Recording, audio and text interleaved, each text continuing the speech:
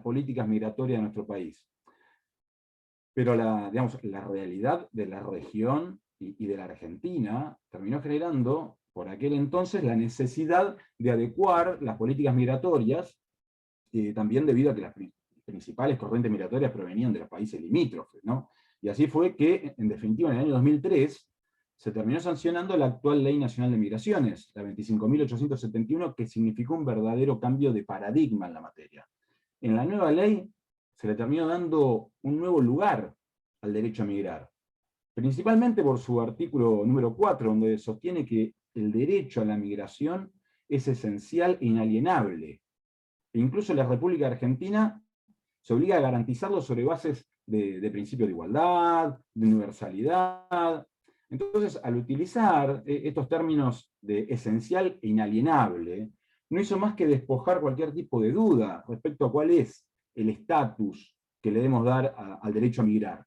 Por lo que, en definitiva, respetar la autonomía, respetar la dignidad de una persona requiere también que se acepte esta posibilidad de que cualquier ser humano pueda ingresar, pueda egresar libremente en nuestro país, en concordancia con lo que dice la Constitución, en concordancia con nuestro artículo 14, ¿no? que todos conocemos.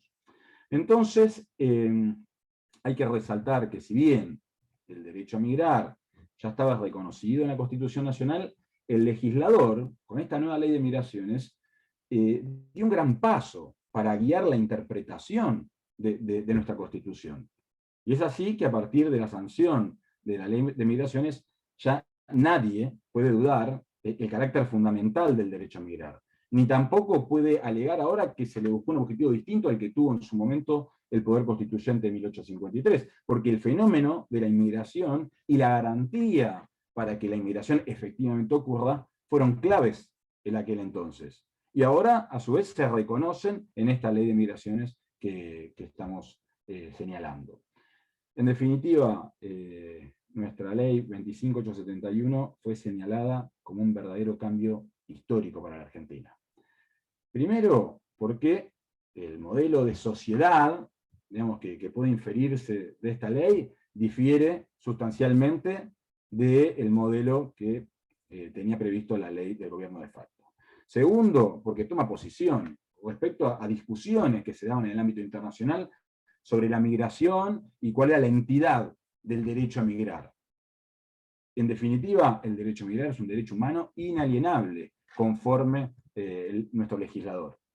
Y en tercer lugar también, porque termina zanjando algunas discusiones que se daban respecto al estatus migratorio como regulador de acceso a derechos. Al disponer tanto una cláusula que no es menor, de no discriminación, y después también cláusulas específicas, en donde establece que se le deben asegurar a las personas migrantes el derecho a la salud, el derecho a la educación, entre otros, aún para aquellas personas que estén en situación irregular en nuestro país. Y también obliga al Estado a promover la regularización de esas personas que estén en situación irregular. Todo esto ha llevado a voces reconocidas en la temática a sostener que nuestra ley, en definitiva, era una referencia obligada, un verdadero modelo regional por estas latitudes, digamos, en el marco de la protección, ¿no?, de los derechos de las personas migrantes. Ahora, dicho esto, de todas las bondades de nuestra ley, no todo es color de rosa, porque la ley no está exenta de dificultades. Las prácticas administrativas por parte de la Dirección Nacional de Migraciones siguen siendo absolutamente discrecionales en muchos casos. Y además, la ley ya aborda, un tema por demás controvertido, porque establece, digamos, un binomio entre el derecho a migrar por un lado y las facultades de expulsión por el otro. Entonces, como nos dice Lila García, que es especialista en esta temática, docente de nuestra facultad, también investigadora del CONICET, bueno, ella sostiene que encontrar ese justo balance representaba el momento del dictado de la ley, y sigue representando hoy uno de los grandes desafíos de la ley, entre ese derecho a migrar y digamos, las facultades de expulsión que tiene el Estado argentino. Bueno, y ni hablar en el marco de estas tensiones cuando irrumpió el decreto de necesidad de urgencia número 70 del año 2017, donde vino a inclinar la balanza hacia una aplicación de la ley de carácter restrictivo en materia de reconocimiento y de tutela de derechos. Eso, más allá de la postura que cada uno pueda tener, indudablemente, sobre esto prácticamente no hay debate, de que estableció una restricción, un recorte de derechos. E incluso organismos internacionales en materia de derechos humanos, como la Comisión Interamericana o el Comité de Naciones Unidas contra la Tortura, le han recomendado al Estado argentino a derogar o enmendar estas disposiciones del DNU para que se le asegurara a la persona migrante que estaba sujeta a un auto de expulsión el derecho a poder defenderse, el derecho a que se le, digamos, que tenga ese proceso un proceso de garantía, ¿no? De la garantía del debido proceso. Entonces, en ese marco se dio que varias organizaciones de la sociedad civil terminaron presentando una demanda colectiva contra el DNU, y en primera instancia fue rechazada, pero la Cámara Federal de Apelaciones, en el contencioso administrativo, entendió que el decreto era nulo, de nulidad absoluta e insanable, y en definitiva terminó declarando la invalidez inconstitucional del decreto. Ahora, mientras se judicializó el origen del decreto y los alcances del decreto, ya había generado un impacto. Ese DNU había generado un impacto concreto. Las expulsiones de extranjeros habían aumentado en ese lapso de tiempo más del 3000%. Entonces, dicho esto, hoy Nicolás nos va a explicar los cambios recientes en la regulación migratoria, la manera en que el país actúa al día de hoy frente a casos de expulsión, y también cuáles son y cómo funcionan, cómo operan los supuestos de dispensa por cuestiones humanitarias o de reunificación familiar que prevé la ley. Bueno, ya los dejo con Nicolás, solamente me queda solicitarles que permanezcan con el micrófono cerrado, pero aclaro que durante el transcurso de la exposición, todo aquel que tenga alguna pregunta o quiera acotar algo o hacer algún tipo de reflexión sobre el tema, no hay ningún tipo de inconveniente. Directamente se desmutea y puede tomar la palabra, y Nicolás va a estar encantado de poder escucharlos y en definitiva responder cualquier tipo de inquietud. Si no, sepan que al final igualmente podemos abrir un espacio de diálogo entre todos nosotros. Bueno, Nicolás, bienvenido y muchísimas gracias.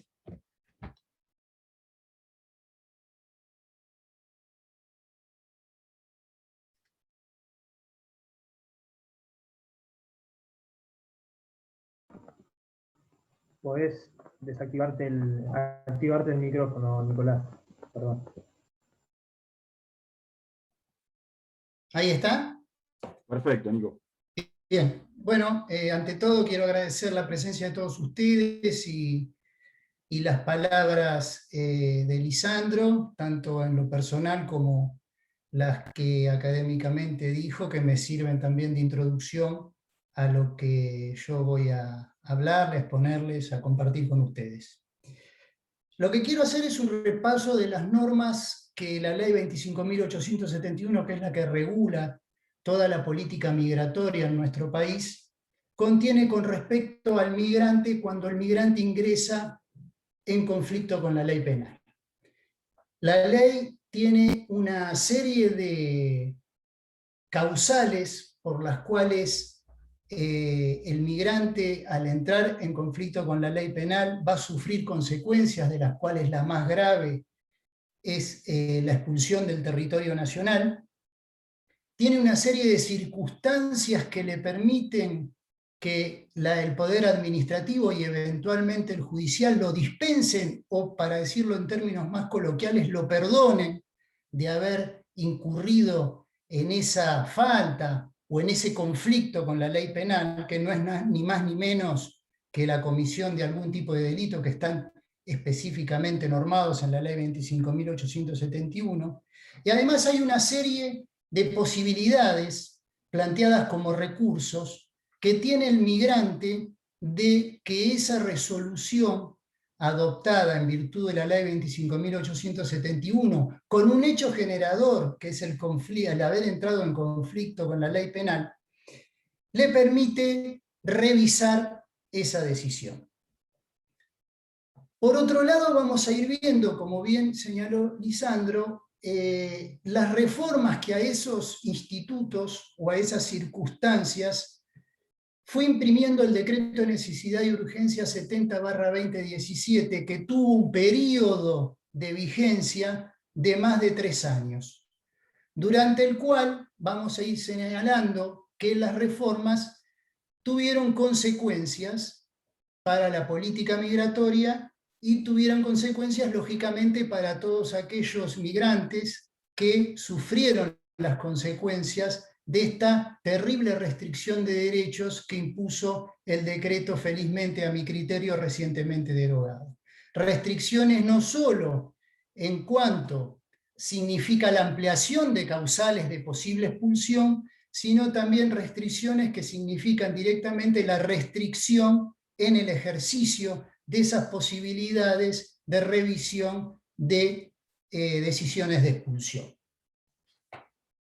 Como señaló bien Lisandro, en la ley 25.871, que podemos decirla tal vez hasta jocosamente vieja nueva ley, porque ahora es nueva, pero antes durante la vigencia del decreto de necesidad y urgencia era la vieja, y cuando todavía no estaba el decreto fue la ley de política migratoria 25.871, se sancionó en enero del año 2004 y derogó la ley Videla, que era una ley adoptada durante el gobierno de facto, cuando Jorge Rafael Videla era presidente de facto de la Argentina, que lo más gracioso, lo más curioso fue que recuperada la democracia en diciembre de 1983, la ley mantuvo vigencia por casi más de 20 años.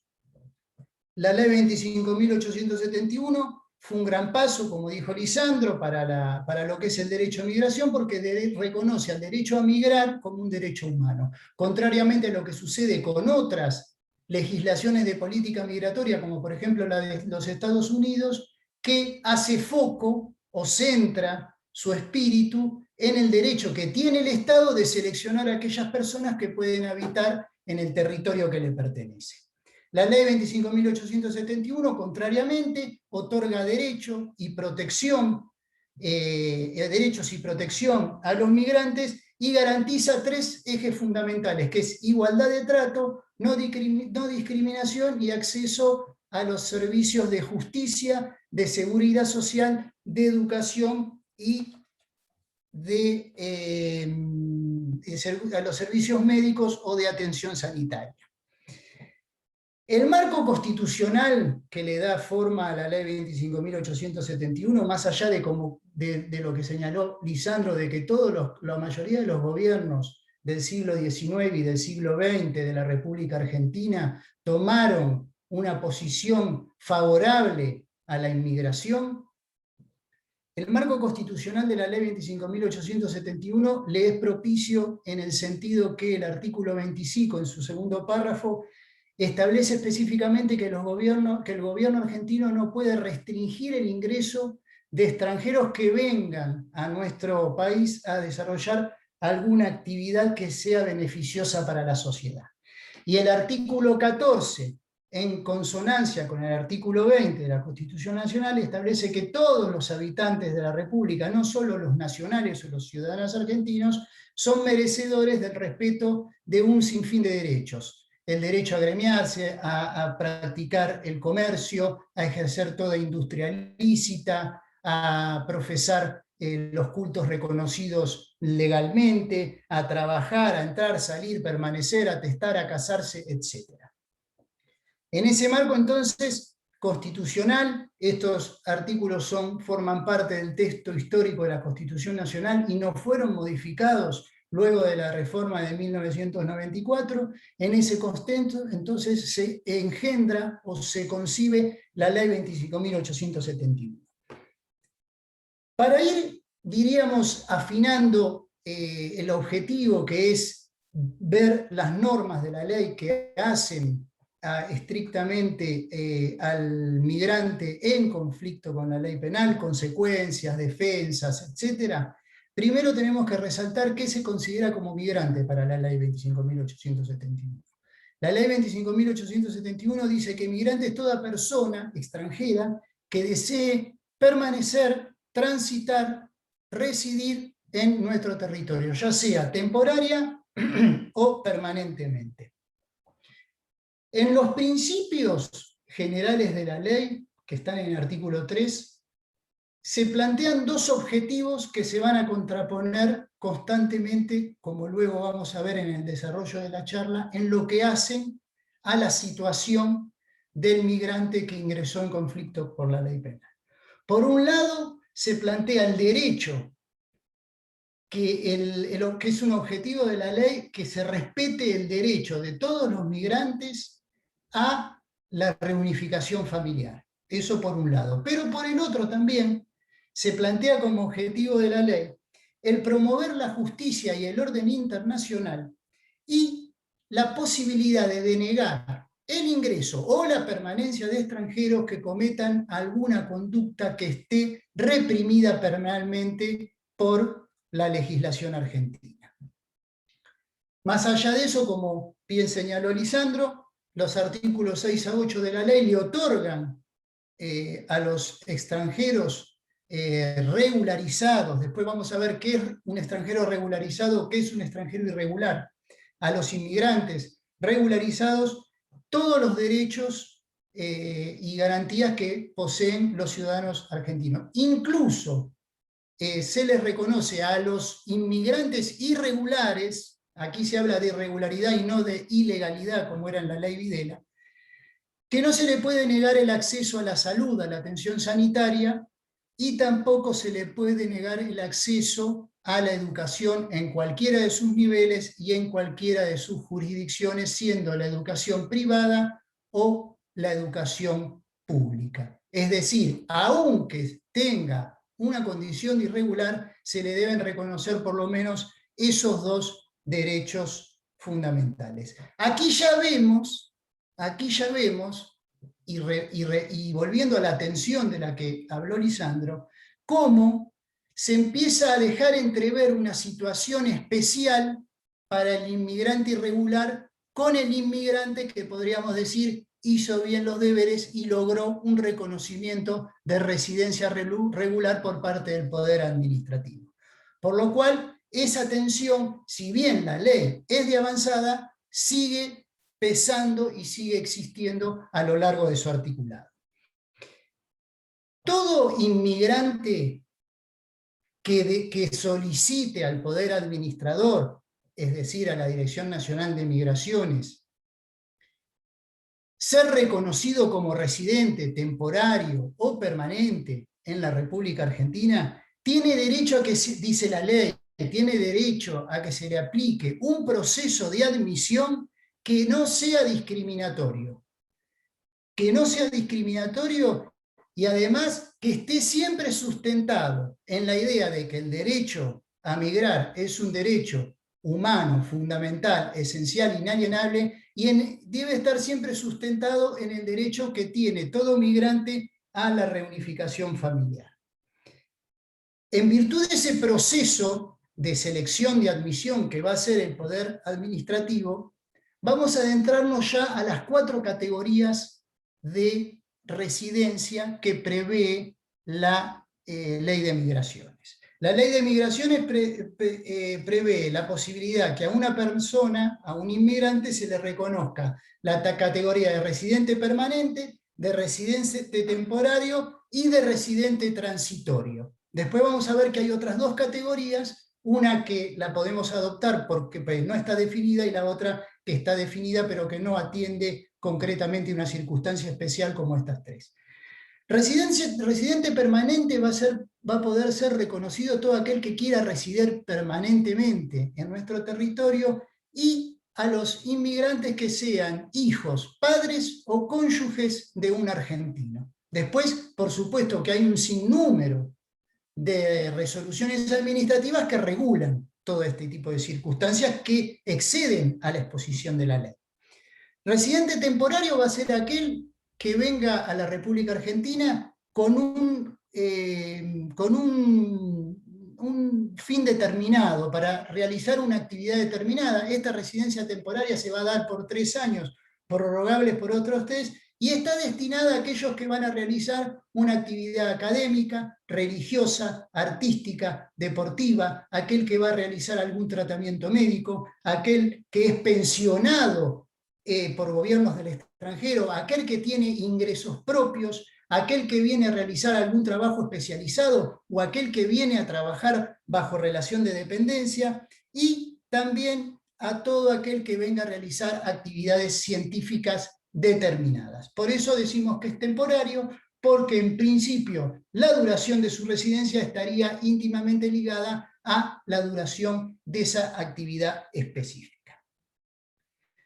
Por otro lado, existe la residencia precaria, que no es en sí una residencia concreta, sino que es la residencia que se le otorga a todos los inmigrantes que iniciaron un trámite de residencia temporaria o permanente, pero todavía no han obtenido un reconocimiento o una resolución de ese trámite. Por ende, hasta que se le resuelva su situación, se le otorga la posibilidad de residir en forma precaria por 180 días, prorrogables por igual término, hasta que se resuelva ese pedido de residencia correspondiente a las otras 2 categorías. Además existe la residencia transitoria, que está establecida para turistas, para pasajeros en tránsito, para pasajeros en tránsito por pasos vecinales, o también para trabajadores estacionales, aquellos trabajadores que vienen a trabajar en alguna actividad productiva que tenga una característica de estacionalidad de poco tiempo.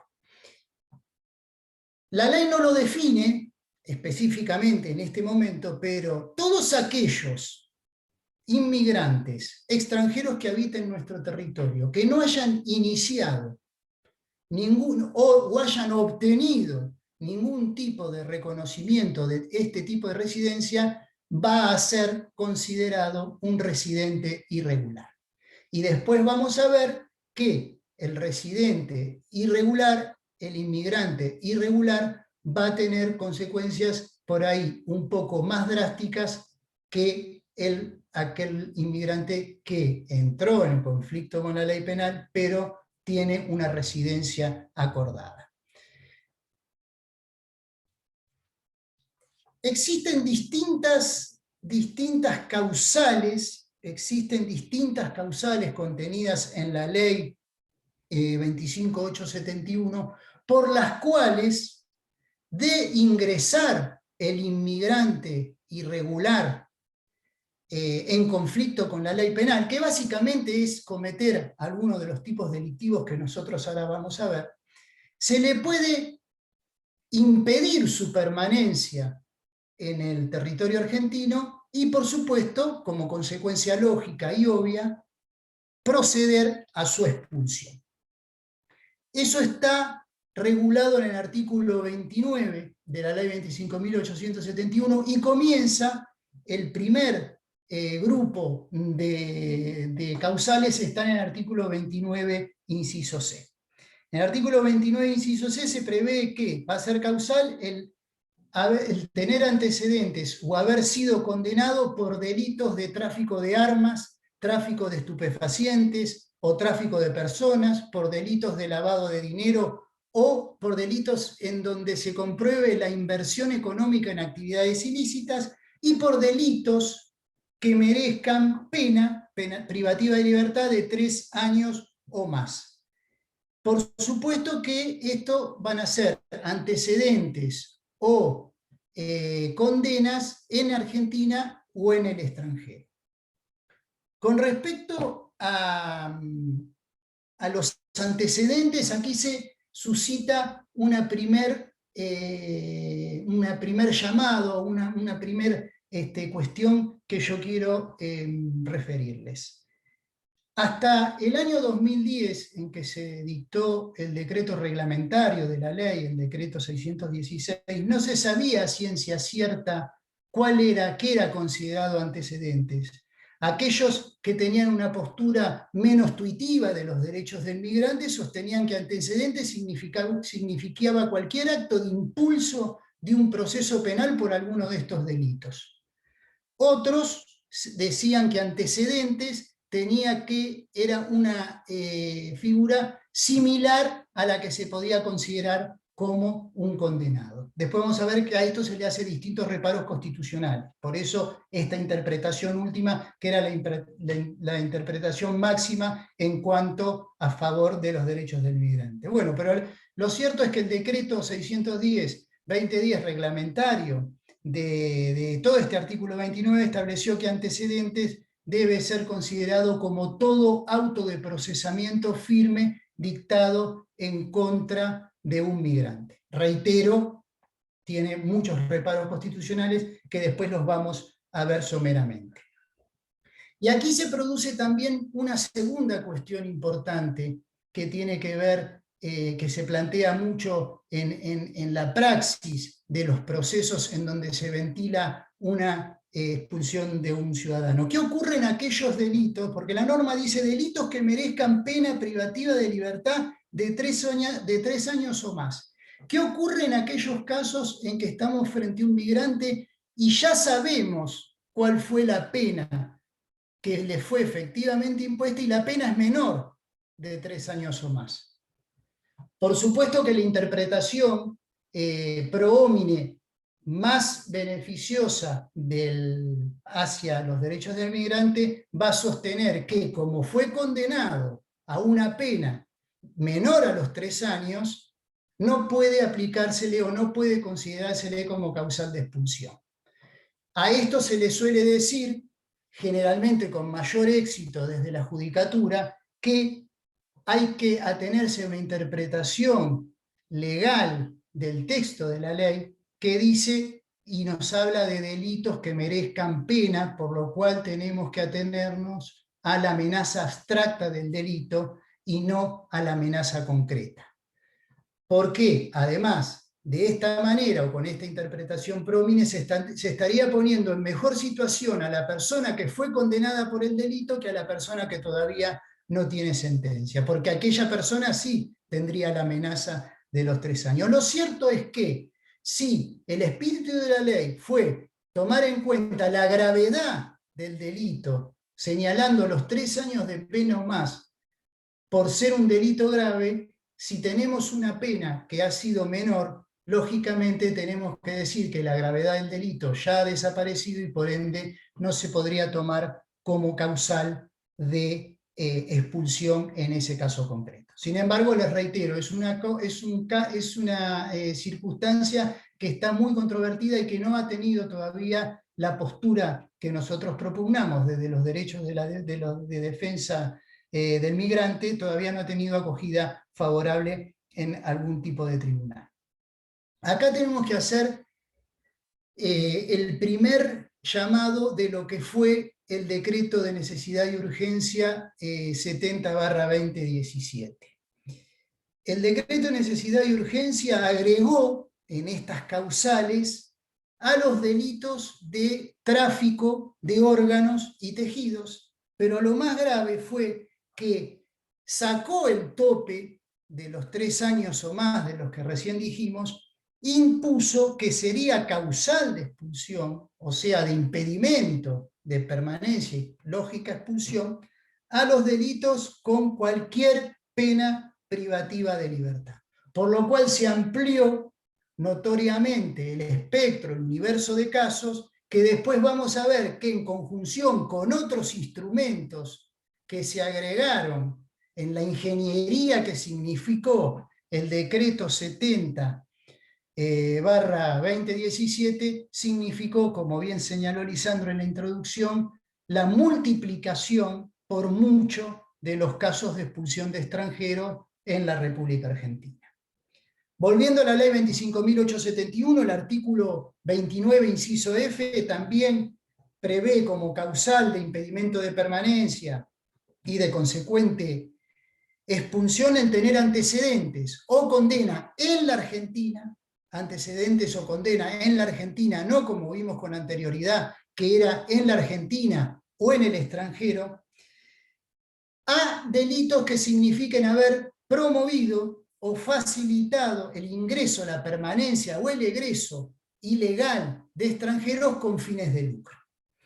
El artículo 29, inciso G, establece también como causal el haber sido condenado o tener antecedentes en la Argentina por el delito de utilización de documentos falsos, material o ideológicamente, para obtener un beneficio migratorio para sí o para un tercero. El artículo 29, inciso H, prevé como causal, reitero, para impedimento de permanencia y por ende consecuente expulsión, el tener antecedentes o el haber sido condenado por delitos que signifiquen la promoción de la prostitución ajena, lucrar con la prostitución ajena, la explotación sexual de personas o el tráfico para explotación sexual de personas. Estas causales tienen dos reparos que se hacen constantemente desde los derechos de la defensa de los migrantes en todas las presentaciones, ya sea administrativas como judiciales, que se efectúan. Una tiene mayor asidero, a ciencia de ser sincero, y otra tiene por ahí un menor asidero. Ninguna de las dos, por lo menos yo tengo conocimiento, que haya sido efectivamente reconocida jurisprudencialmente. De hecho, hay fallos de la Corte Suprema de Justicia de la Nación que tratan distintas particularidades de estas causales que implícitamente estarían aceptando su constitucionalidad. Concretamente, el primer diríamos, óbice o el primer obstáculo que se ve en la aplicación de una causal en donde se tenga en cuenta los antecedentes de una persona por la comisión de algún tipo de delito, sin esperar a que se tenga condena firme, es notoriamente contraria a la presunción de inocencia, que está constitucionalmente reconocida por nuestro programa constitucional, en el artículo 18 y 33 de la Constitución Nacional, en el artículo 8 de la Convención Americana de Derechos Humanos, en el artículo 14 del Pacto Internacional de Derechos Civiles y Políticos, en el artículo 11 de la Declaración Universal de Derechos Humanos, en el artículo 26 de la Declaración Americana de Derechos Humanos y en otros instrumentos internacionales que ustedes saben, a partir de la reforma del artículo 75, inciso 22 del año 94, son normas tan constitucionales como la norma de la Constitución Histórica Nacional. Estos principios, estos derechos, nos dicen que ninguna persona va a poder ser considerada culpable si no hay la autoridad de una sentencia pasada en cosa juzgada, es decir, de una sentencia firme.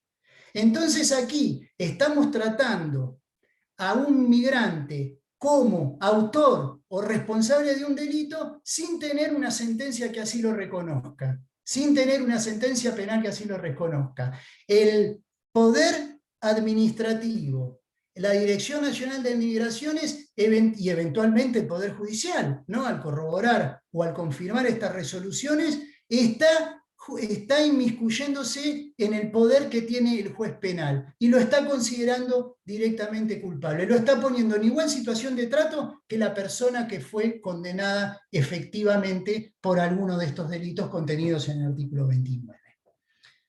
El segundo reclamo o el segundo óbice que se encuentra a la aplicación de estos institutos, esta vez ya cuando se tiene condena firme, es que se estaría contrariando la garantía del ne bis in idem. Es decir, la garantía contenida en el artículo 8 de la Convención Americana de Derechos Humanos y en el artículo 14 del Pacto Internacional de Derechos Civiles y Políticos, que dice que nadie puede ser sancionado dos veces por el mismo hecho. En este caso, lo que se suele decir, lo que se suele sostener, es que aquí se está adoptando una pena accesoria a la pena principal, a la pena que se aplica en la jurisdicción penal. Es decir, el migrante es sancionado penalmente y el migrante es sancionado además con un plus por ser migrante y es llevado a ser expulsado de la República Argentina. Lo que se dice a favor o en auxilio o en contra de esta interpretación es que aquí no se darían las tres identidades que requieren la operatividad de la garantía del ne bis in idem. Es decir, habría identidad de objeto, sí, porque es el mismo suceso delictivo el que se analiza o el cual se lo condenó en la sede penal y por el cual se lo expulsa en la sede administrativa / judicial. Habría identidad de persona porque es la misma persona, pero no habría identidad de causa, se dice. Aquí serían dos causas distintas. Por un lado, la causa penal por la cual el Estado pretende sancionar a una persona, o sancionó a una persona más concretamente, por haber asumido una conducta disvaliosa para la sociedad, y por el otro, el Estado, pero ejerciendo otro derecho, que es el derecho a poder autolimitar las personas que viven dentro de su territorio cuando hayan cometido alguna conducta penal. Como vemos, el límite es muy variable y es muy finito, para que en el caso del migrante condenado suele ser terriblemente drástico porque recibe una pena por una cosa y además se lo expulsa de la sociedad. Además se lo expulsa de la sociedad teniéndolo como una persona disvaliosa cuando se está negando o se está desreconociendo el tratamiento rehabilitante que eventualmente ha obtenido a través de la pena. Entonces, como vemos, hay un contrasentido, pero a la vez dogmáticamente se podría decir que no se daría esta prohibición del ne bis in idem. No quiero terminar el artículo 29 sin señalar que el decreto 70, el decreto de necesidad y urgencia 70/2017, aquí agregó los delitos de corrupción, entendiendo por tal a los delitos contra la administración pública tipificados en el Código Penal, pero aquí agregó un instrumento que fue fundamental para la ingeniería del decreto y fue fundamental para los propósitos políticos criminales que tenía el decreto.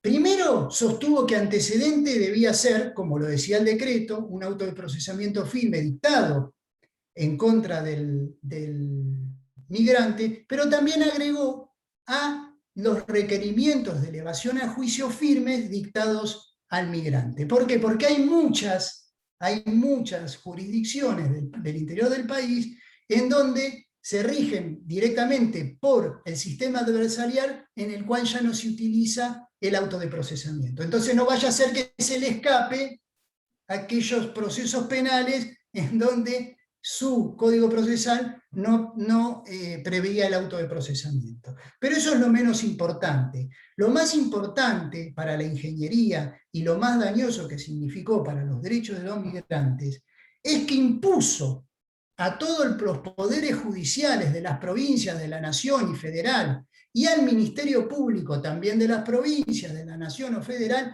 la obligación de informar a la Dirección Nacional de Migraciones dentro de los 5 días hábiles de haberse producido la firmeza de alguno de estos actos, auto de procesamiento, requerimiento de elevación a juicio o una sentencia condenatoria, la obligación de informarlo inmediatamente, dentro de los 5 días hábiles, considerando que la omisión del informe debía considerarse como falta grave, por lo cual allí obtuvo la Dirección Nacional de Migraciones, el poder administrador, una gran cantidad de información que le permitió iniciar con posterioridad un sinnúmero de trámites de expulsiones.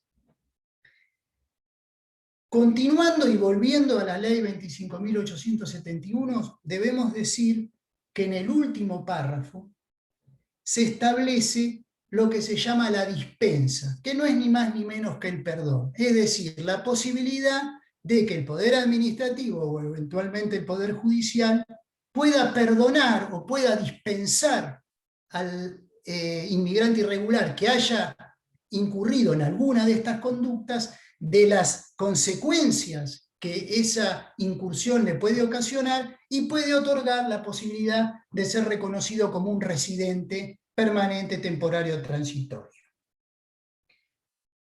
El artículo 29, último párrafo, dice que esto va a poder otorgarse por la Dirección Nacional de Migraciones previa intervención del Ministerio del Interior, que es el superior jerárquico, en aquellos casos en que se den razones humanitarias o de reunificación familiar.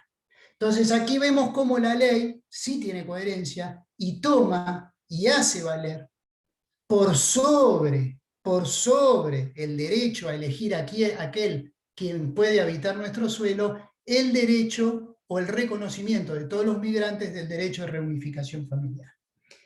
Y esto es así porque nosotros constitucionalmente tenemos una serie de normas que reconocen a la familia como elemento fundamental de la sociedad, al derecho a mantener una vida familiar y al derecho a que se respeten esos lazos familiares.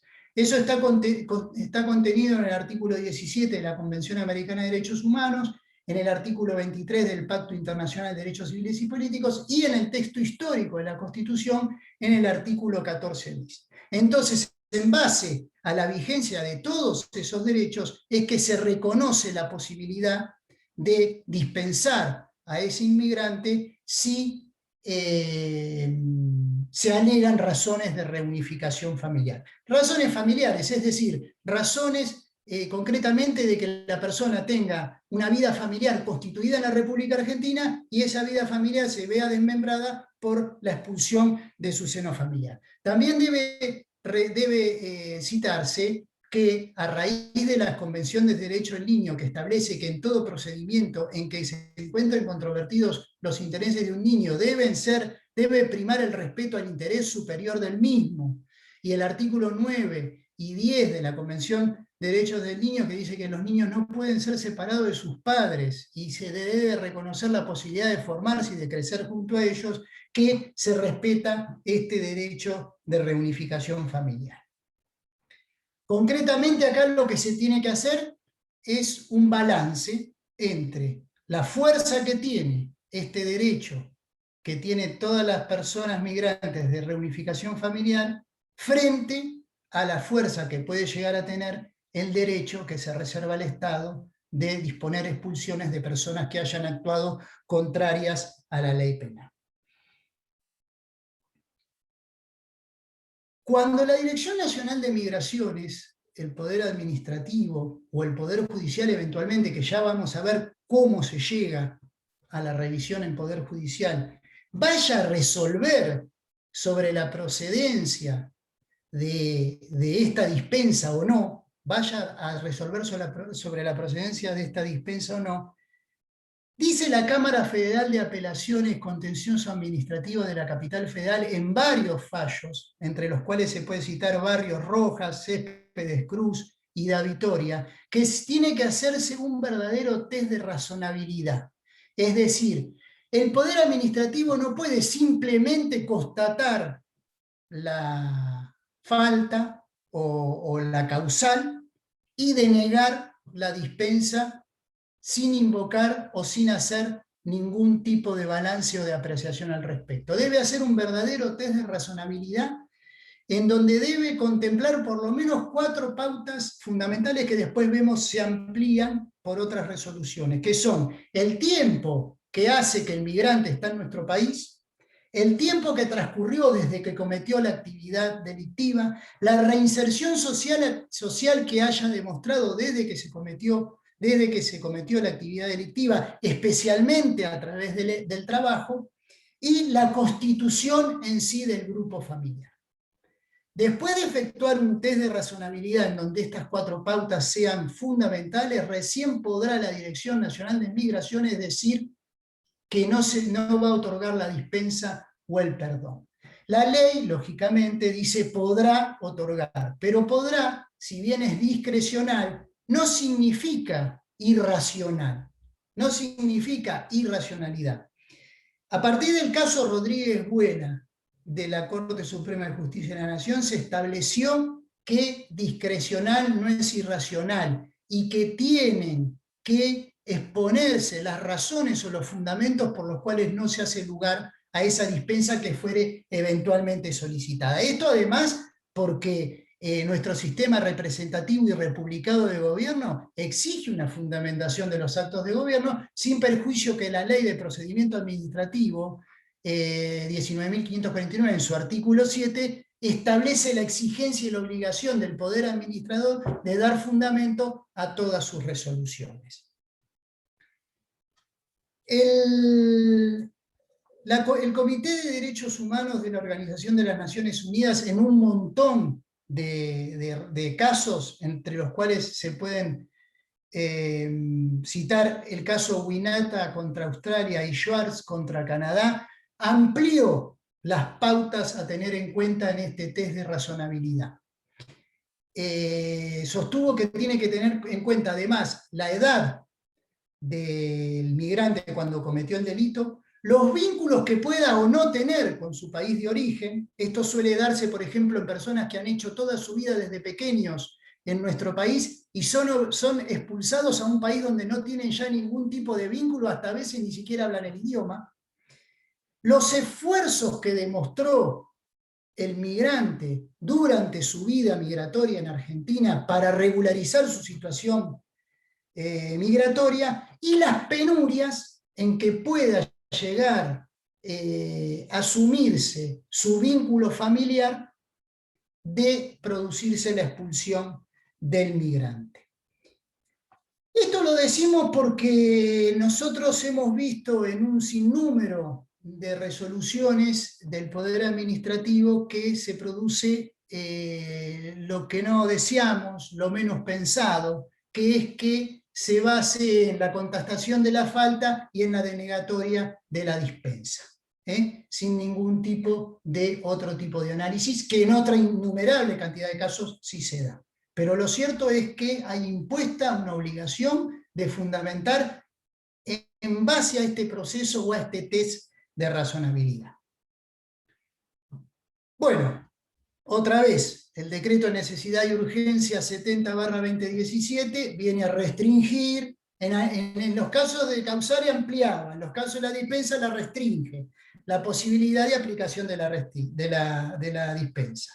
Acá ya se pone, el decreto de necesidad y urgencia ponía ya un pequeño filtro que decía que la dispensa solo se podía otorgar para casos de delitos dolosos con un máximo de pena de 3 años de prisión o menos, o para delitos culposos. Fuera de esas circunstancias, por más reunificación familiar que uno invoque, cantidad de hijos, reinserción social, etc., para el decreto, de pleno derecho no se podía discutir esa reunificación familiar. Pero además agregaba 2 circunstancias que aún restringían más la posibilidad. Primero, que el migrante debía comprobar o demostrar convivencia con el grupo familiar al cual él quería mantenerse unido, y así evitar la expulsión y lograr la dispensa. Cosa que en la ley 25.871 hoy vigente no existe. Y cosa que es ilógica, porque los grupos familiares no se rigen por la convivencia, se rigen por los lazos afectivos. Entonces es sumar un requisito que va en contra del espíritu del derecho de reunificación familiar.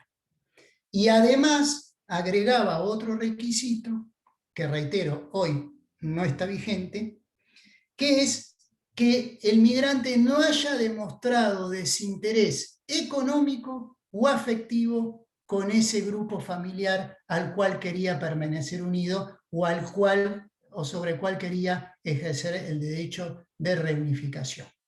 Es decir, que podríamos entrar en la situación graciosa de una persona que no tiene medios para mantener un interés económico sobre su grupo familiar. Entonces, en esas circunstancias, ateniéndolo a la estricta letra de lo que era el decreto de necesidad y urgencia, podía ser expulsado por más fuerte que sean sus vínculos familiares existentes en nuestro país. Bueno, así como existe el artículo 29 de la ley 25871, con una serie de causales que permiten el impedimento de permanencia y consecuente expulsión, dedicado u orientado a aquellos que tienen una situación migratoria irregular, existe también el artículo 62, pero que está orientado a aquellos que tienen otorgada una residencia, cualquiera que fuese esta. En estos casos, la resolución va a ser cancelación de residencia y expulsión del migrante. Es decir, aquí hay una residencia regular otorgada, entonces la ley prevé que ante determinadas causales, en las cuales vamos a ver que tienen influencia las del artículo 29, es decir, no se separa del artículo 29, vamos a ver que tiene influencia y que tiene inserción en este artículo, también las del 29, en esos casos se cancela la residencia y se dispone la expulsión. Pero vamos a ver que están situados en una mejor posición que los anteriores, tal vez o ciertamente porque han logrado una regularización migratoria. En esos casos, cuando el residente haya sido condenado por un delito que merezca pena mayor de 5 años privativa de libertad, o cuando muestre una conducta reiterante en la comisión de delitos. Acá lo que necesitamos entonces es o que haya una condena firme por un delito que merezca una pena mayor de 5 años privativa de libertad, volveríamos a tener aquí el mismo reparo que dijimos cuando hablamos de los 3 años. ¿Qué pasa si efectivamente se lo ha condenado a una pena menor? Bueno, volveríamos a tener la misma discusión. Lo cierto es que dice la letra de la ley, cuando merezca una pena mayor de 5 años de prisión. Por ejemplo, se podría dar el caso que una persona está condenada a 4 años por un delito que merece 14 años de prisión, ¿no? Bueno, se volvería a dar la misma discusión de la que ya hablamos, que no la voy a repetir para no cansarlos en ese sentido. Y por otro lado, tener una conducta reiterante en el delito. Son dos situaciones distintas. La conducta reiterante, como está de la manera metodológica que está situada en el mismo artículo, se entiende que va a ser conducta reiterante por lo menos la comisión de 2 delitos. Y como está a continuación del otro requisito, debemos decir, y así se entiende, que tiene que ser declarado la comisión de ese delito por 2 sentencias condenatorias firmes, es decir, 2 sentencias en que lo reconozcan como autor o responsable de ese delito. Decimos reiterante y no reincidente. Reincidente, ustedes saben que ya sería una situación más gravosa. ¿Por qué? Porque el segundo delito tendría que haber sido cometido después de que en el primero el migrante haya recibido por lo menos un día de tratamiento penitenciario. Eso no lo tiene en cuenta la ley y habla simplemente de reiterante. Pueden haber sido delitos cometidos uno después del otro sin que en el medio haya habido un tratamiento de rehabilitación. Además de estas 2 circunstancias, y acá viene lo que yo les adelanté, se tiene que cumplir alguna de las circunstancias del artículo 29. Entonces acá se ve cómo diríamos, el halo protector es mayor para aquel que tiene una residencia transitoria o permanente ya otorgada. Desde que se sentencia a la persona, o desde que queda firme la sentencia, hasta 2 años después de cumplida esa sentencia, la Dirección Nacional de Migraciones, como poder administrador, puede proceder a cancelar la residencia y expulsarlo. Pero si transcurridos esos 2 años no se ha logrado o no se ha expulsado a la persona, no ha habido una resolución, se entiende que el poder administrador, la Dirección Nacional de Migraciones, implícitamente decidió confirmar esa residencia que había sido oportunamente otorgada. Implícitamente entendemos que ha perdonado esa situación al migrante. Este artículo 62 también, al igual que su similar 29, prevé la posibilidad de una dispensa. Y acá vamos a ver cómo la dispensa también es mayor a la que existía para el inmigrante irregular. El artículo 62 infine establece que el Ministerio del Interior, ya un órgano jurídico de mayor jerarquía que la Dirección Nacional de Migraciones, podrá otorgar la dispensa en aquellos casos en que el migrante sea padre o madre de un argentino, hija o hijo de un argentino o cónyuge de un argentino.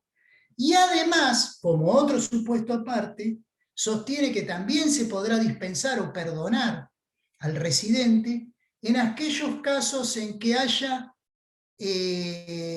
estado permanecido en la República Argentina más de 2 años con anterioridad a la comisión del ilícito y circunstancias personales y sociales así lo aconsejen.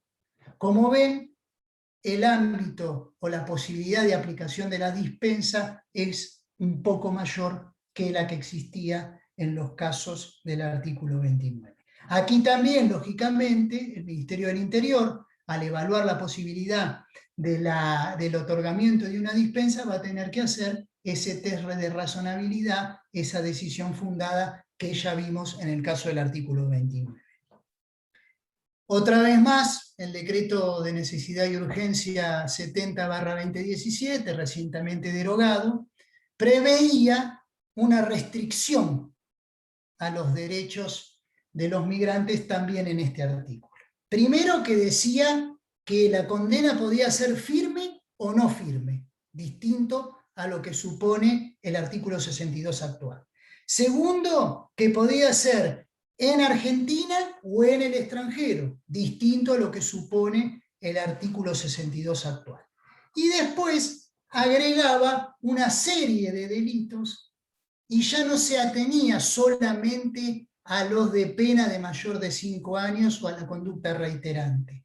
Agregaba el delito de lavado de dinero, el delito de inversiones en actividades ilícitas, el delito de tráfico de armas, personas, estupefacientes, órganos o tejidos, el delito de utilización de documentos ideológicos o materialmente falsos para obtener un beneficio migratorio para sí o para terceros, el delito de corrupción, entendido así a los delitos contra la administración pública, y el delito de facilitación de ingreso, permanencia o egreso ilegal de extranjeros con ánimos de lucro. Y lo peor, mirado en términos de los derechos del migrante y del derecho esencial humano a migrar, que según la ley se le reconoce a todas las personas que habitan el suelo argentino, es que agregaba a todos los delitos con penas privativas de libertad.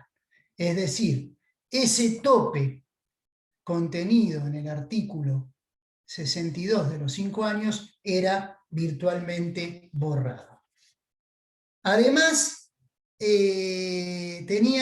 decía que la cancelación de quedar firme la sentencia era automática, es decir, no se necesitaba esperar esos dos años de plazo, ni existía la posibilidad de la confirmación de residencia implícita. Y en cuanto a la dispensa, también restringía la posibilidad de aplicación de la dispensa o el perdón. Solo la tenía prevista para condena de delitos dolosos con pena de prisión menor de 3 años o delitos culposos, y en cuanto a las razones, suprimía la amplia razón de razones sociales o personales, la suprimía y solo dejaba en pie la razón de reunificación familiar en cuanto a tener hijo o hija argentino, padre o madre argentina o cónyuge argentino. Dejaba o volvía a poner en pie, como lo hacía en el artículo 29, el tema de la acreditación de la convivencia y el tema de que no iba a poderse otorgar la dispensa cuando habría desinterés efectivo o económico respecto del grupo familiar cuya reunificación como ejercicio de derechos se pretendía invocar para hacer operativa la dispensa. Además agregaba, como en el artículo 29, que me olvidé de mencionarlo, una norma de manifiesta inconstitucionalidad, porque decía que la dispensa solamente era facultad exclusiva de la Dirección Nacional de Migraciones y no era facultad concurrente, en este caso, del Poder Judicial, acotando inconstitucionalmente una de las funciones de un pilar fundamental básico de nuestra democracia, que es el Poder Judicial, y la posibilidad de revisar las decisiones administrativas. Hasta acá llegamos y nos situamos frente a un migrante que entró en conflicto con la ley penal y al cual se le aplicó una sanción de expulsión en caso de irregularidad, o una sanción de cancelación de permanencia y expulsión en caso de haber participado de haber tenido una residencia legal, precaria, temporaria o permanente según los cánones de la ley. Una vez llegado a esa resolución, que esa resolución fue adoptada por la Dirección Nacional de Migraciones y la dispensa no fue otorgada en caso que haya sido invocada, nace a favor del migrante una serie de posibilidades, un poco lo adelanté cuando empecé la charla, para hacer revisar esa resolución, para lograr contradecir esa resolución que lo está expulsando del lugar donde tiene asiento su vida, o que él simplemente eligió desarrollar su vida. Esas posibilidades de revisión, como lógicamente sucede en todas las normas procesales, están traducidas en recursos, en distintos recursos. Algunos se despliegan en la órbita administrativa, otros se despliegan en la órbita judicial. Común a los dos recursos es la idea de que tienen efecto suspensivo. ¿Qué quiere decir esto? Que mientras exista un recurso que no ha sido resuelto, la orden de expulsión o de cancelación de residencia y expulsión no puede llevarse a cabo. Es decir, recién cuando no haya más recursos que interponer o no se hayan interpuesto los recursos al alcance del migrante, recién en ese momento va a poder hacerse efectiva la orden de expulsión. Y la otra gran virtud que tiene la ley con respecto a este tipo de recursos es que impone la gratuidad. ¿Qué quiere decir? Que si el migrante o la migrante no tienen los medios económicos para hacer frente a las tasas que imponen la justicia para llevar adelante esos recursos, no se le va a poder impedir la tramitación de los recursos y los recursos van a tener que ser tramitados de todas formas. Es decir, aquí no se estaría restringiendo el acceso a la justicia a aquellas personas migrantes carentes de recursos. En el ámbito administrativo existen básicamente tres recursos. El primer recurso es el recurso de reconsideración, que se presenta ante las delegaciones de la Dirección Nacional de Migraciones. En el caso de Mar del Plata existe una delegación de la Dirección Nacional de Migraciones y se tiene que interponer dentro de 10 días hábiles administrativos. Dentro de los 10 días hábiles administrativos posteriores a la notificación fehaciente. Lo digo de esta manera porque ahora vamos a ver que hay una serie de casos en donde se hace caso omiso de esta palabra fehaciente establecida en la ley y que suele irrogar una serie de perjuicios a los migrantes. Dentro de los 10 días hábiles, entonces se interpone el recurso de reconsideración. La Dirección Nacional de Migraciones tiene 30 días para resolver. Caso en que no lo haga favorablemente, se entiende que implícitamente está denegando el recurso, y la interposición del recurso de reconsideración lleva implícito el recurso jerárquico en subsidio. Es decir, sin necesidad de interponer un nuevo recurso, la ley le da la posibilidad de que ese recurso sea también analizado por la Dirección Nacional de Migraciones, sede central. ¿Por qué? Porque la decisión fue tomada por una delegación de la Dirección Nacional de Migraciones. Entonces, la Dirección Nacional de Migraciones delegada resuelve el recurso de reconsideración y eleva el expediente a la sede central para que, en virtud del recurso jerárquico que se entiende presentado en subsidio, por más que uno no lo haya nombrado, revea o no esta situación.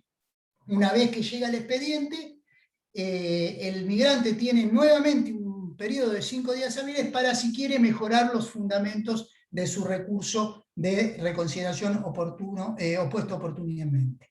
Y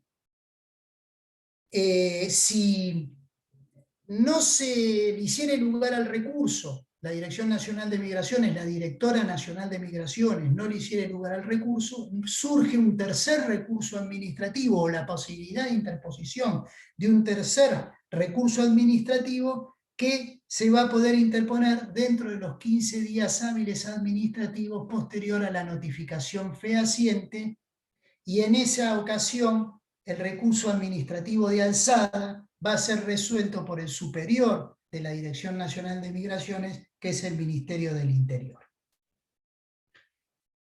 ¿Por qué decimos notificación fehaciente?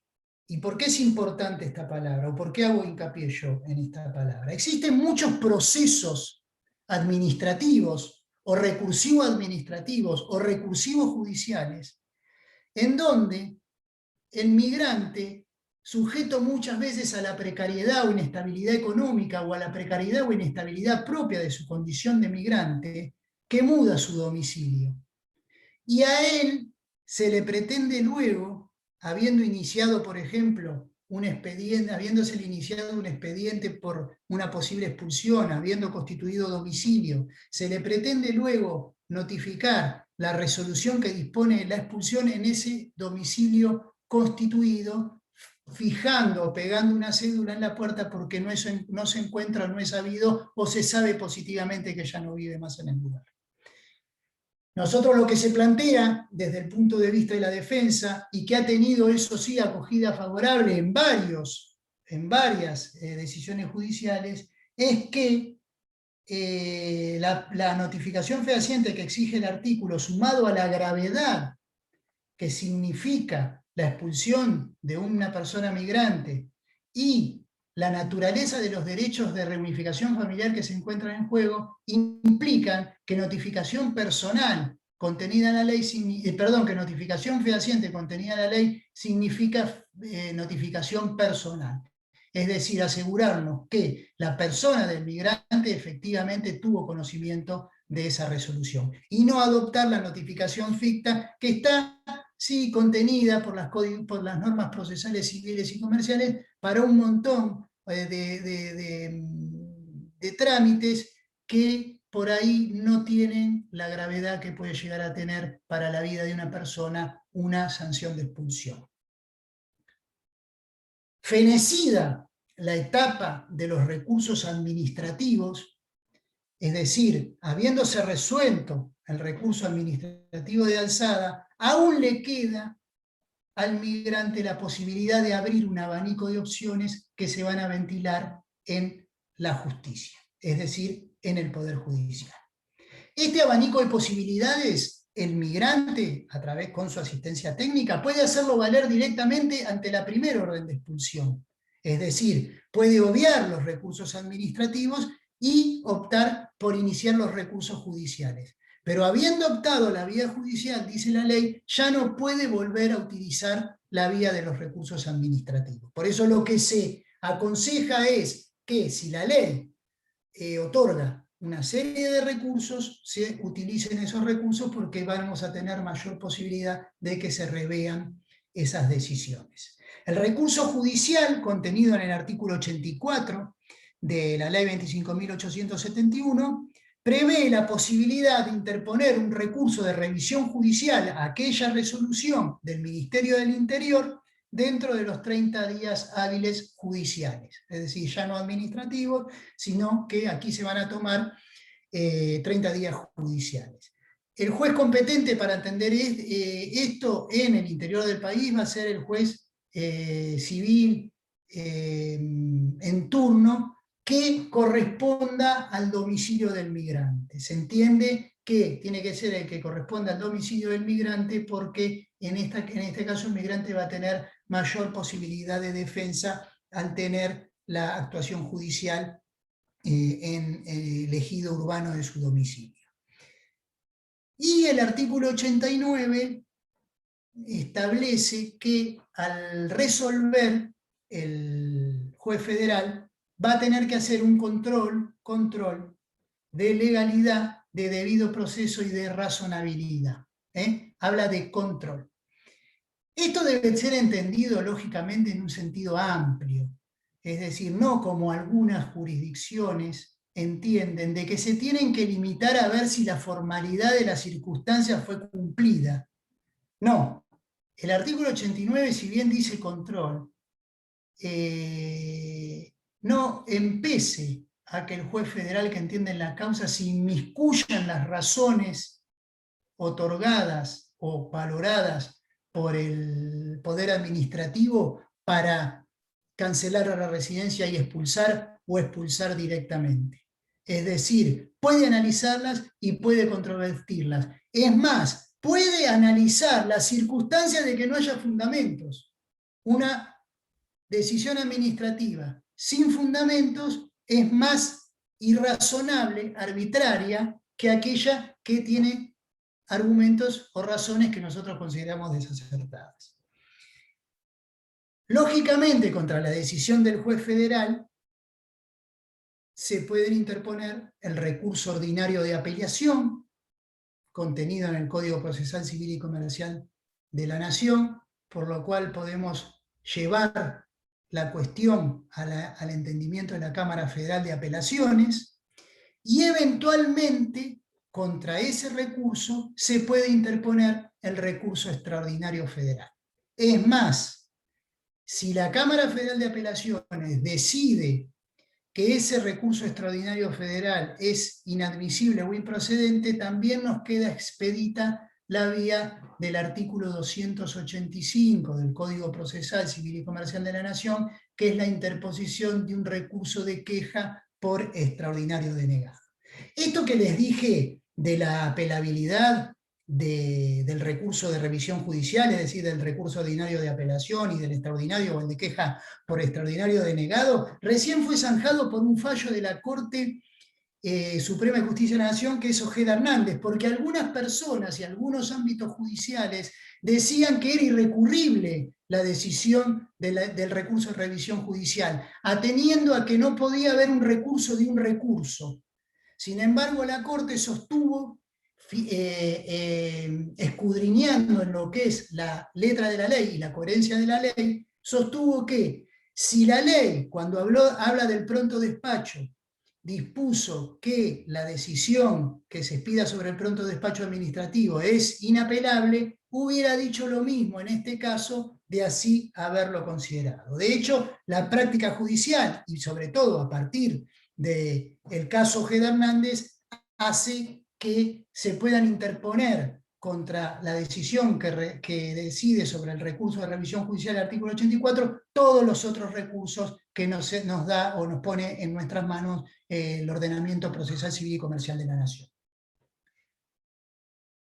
Acá quiero hacer un paréntesis, y es una cosa en la cual todo aquel que defienda a un migrante tiene que fijarse específicamente porque es lo que más suele vulnerarse, y decimos en forma subrepticia porque no está contenido en la ley, pero porque no esté contenido en la ley no significa que no deba respetarse. Todo procedimiento administrativo que llegue a una expulsión y todo procedimiento recursivo administrativo posterior y recursivo judicial posterior tiene que ser respetuoso del debido proceso legal. Ya lo vimos en el artículo 89 cuando dice que tiene que haber un control del debido proceso. Lo cierto es que este debido proceso legal está contenido constitucionalmente en el artículo 8 de la Convención Americana de Derechos Humanos.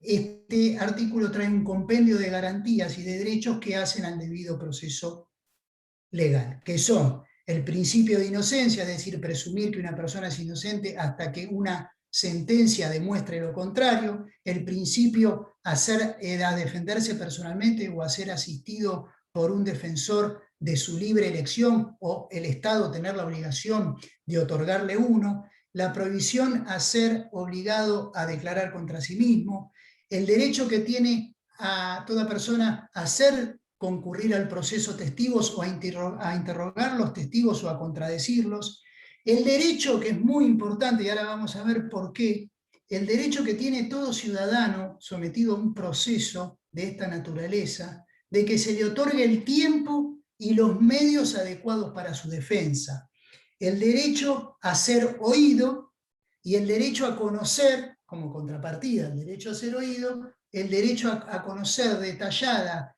y acabadamente los hechos por los cuales en este caso se lo estaría expulsando y las pruebas en base a las cuales se basa esa expulsión. El derecho que se tiene a contar con la asistencia de un traductor o un intérprete en caso que no se comprenda el idioma nacional argentino en este caso. El derecho a que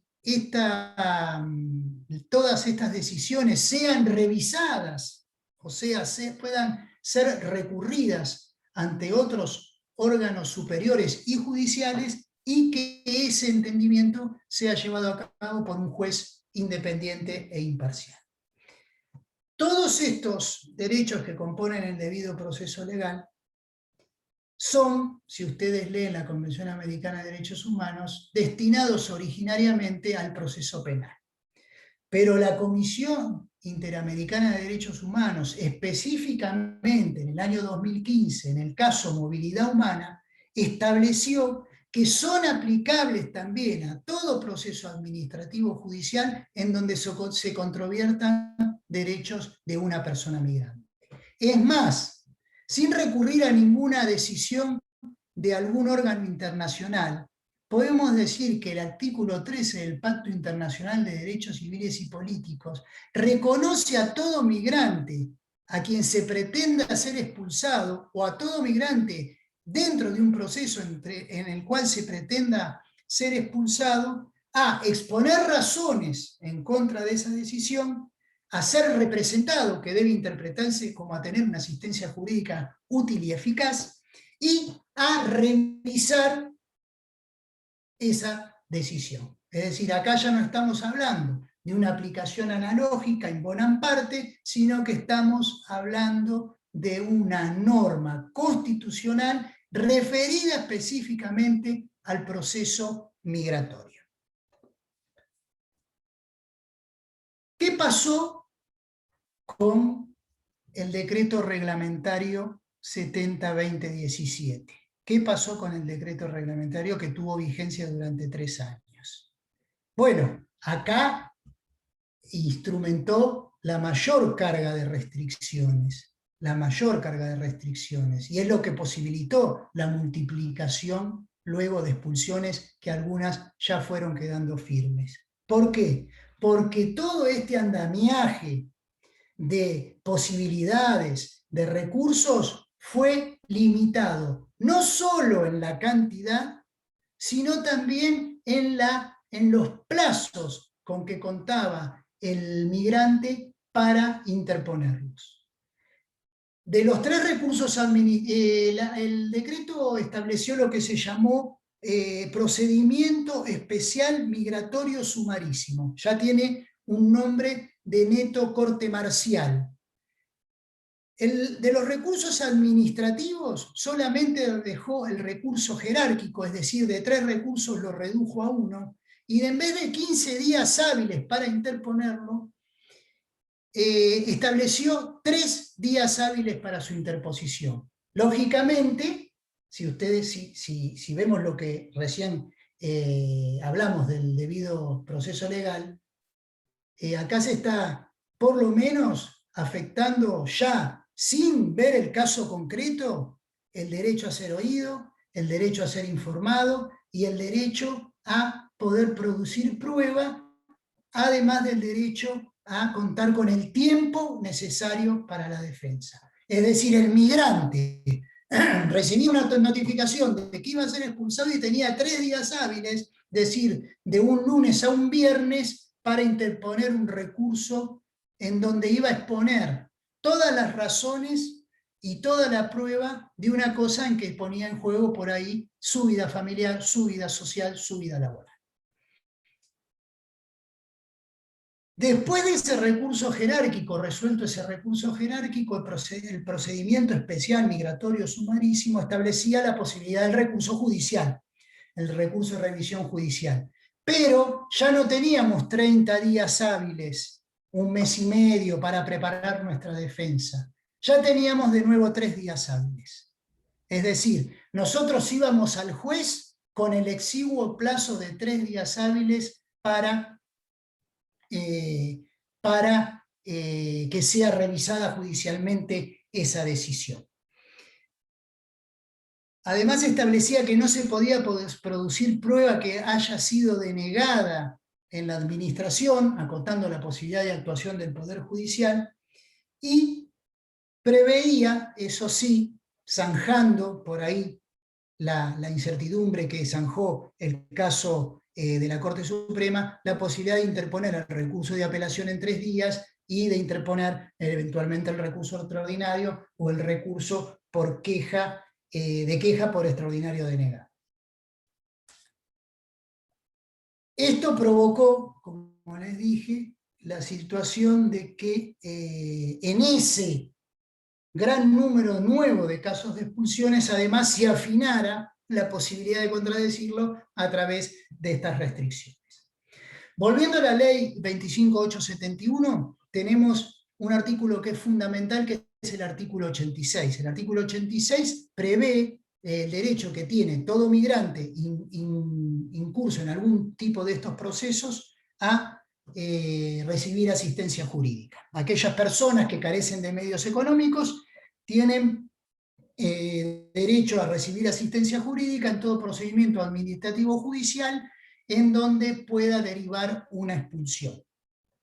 Y esta potestad que tiene el migrante se vino a potenciar luego del decreto reglamentario 616 del 2010, porque estableció que ante cualquier planteo de un inmigrante, que generalmente los planteos son poner apelo o ponerme disconformo o poner no estoy de acuerdo con irme de este país, etc., el Poder Administrativo debía darle inmediata intervención, debe darle inmediata intervención a la Defensa Pública Oficial Federal.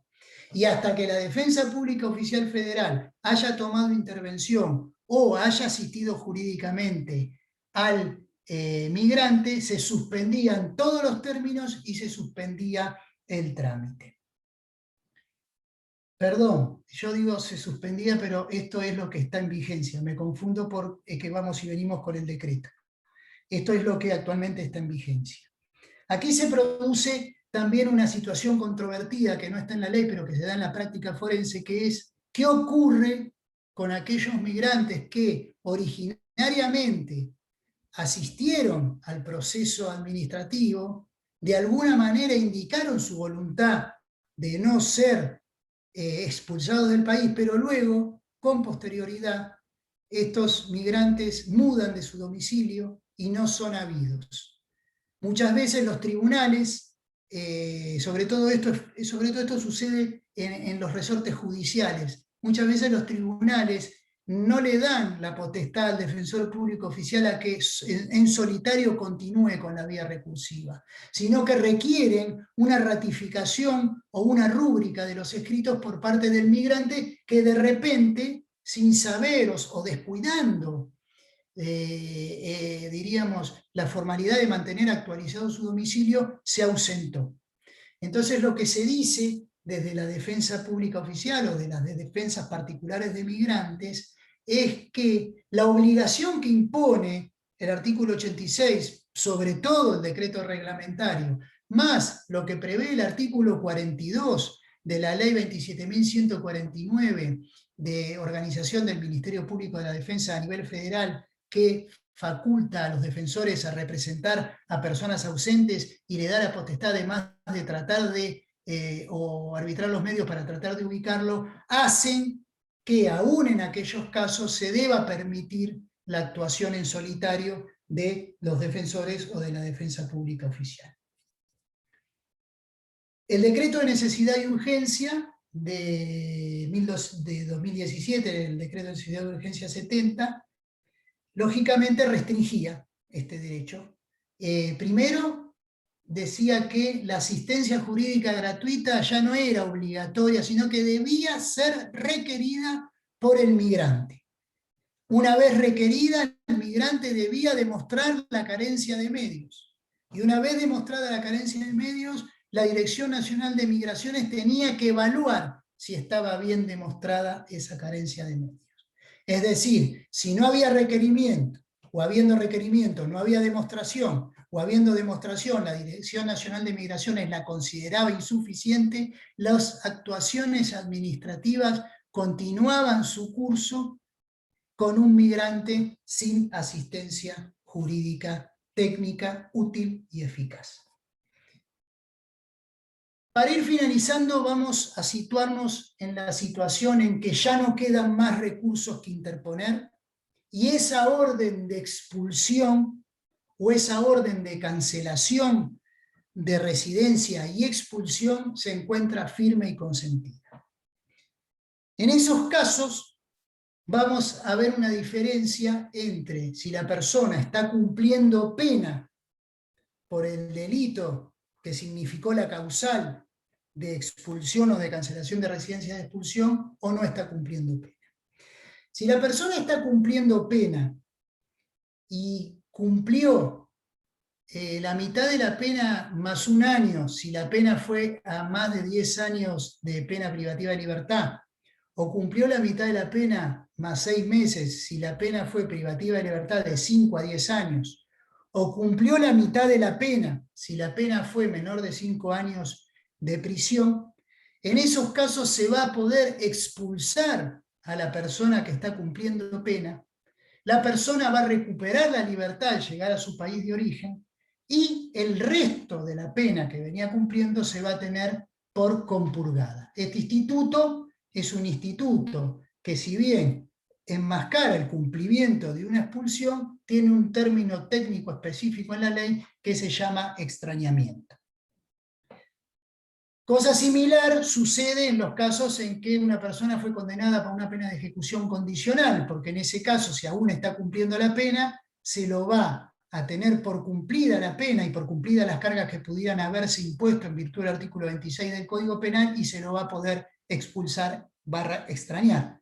O en el caso en que esté bajo proceso penal sin sentencia, se lo va a poder también expulsar, extrañar, se lo va a tener por cumplido con la carga procesal, y no se le va a poder aplicar la probation ni la aplicación de medidas curativas, como por ejemplo las del artículo 18 de la ley 23.737.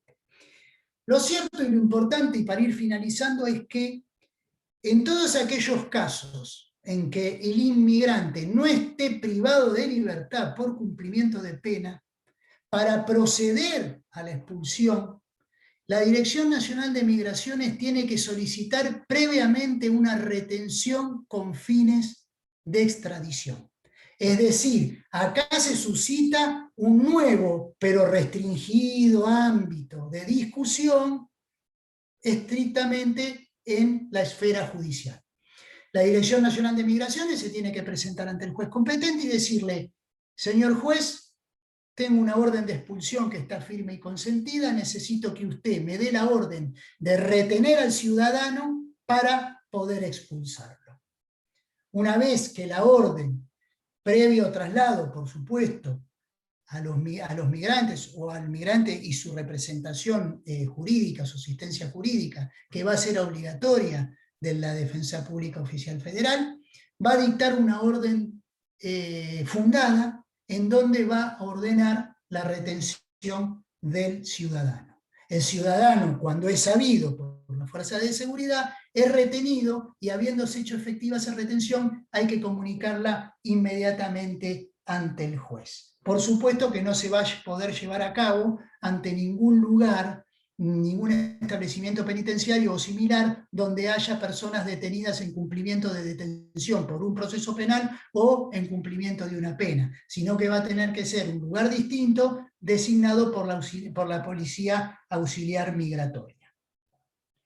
Si pasa un plazo prudencial, que después vamos a ver cuál es, un plazo prudencial, sin que se advierta la posibilidad de que se va a poder ser efectiva esa expulsión por un sinnúmero de razones, generalmente ligadas a la indisponibilidad de medios técnicos y económicos para llevarla a cabo, va a haber que otorgarle la libertad al retenido bajo caución real o bajo caución juratoria.